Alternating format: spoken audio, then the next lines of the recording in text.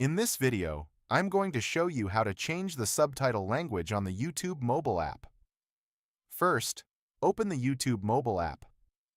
Once it's open, tap on your profile icon in the top right corner of the screen.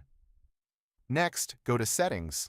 Scroll down until you see the option for Captions, and tap on it. Now, make sure you toggle on the Show Captions option.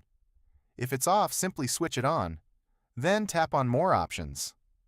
Here you'll see a language option. Tap on it. From the list, select the language you'd like your subtitles to appear in.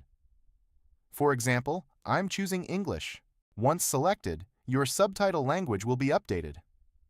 Now, when you watch videos with captions, the subtitles will display in your chosen language.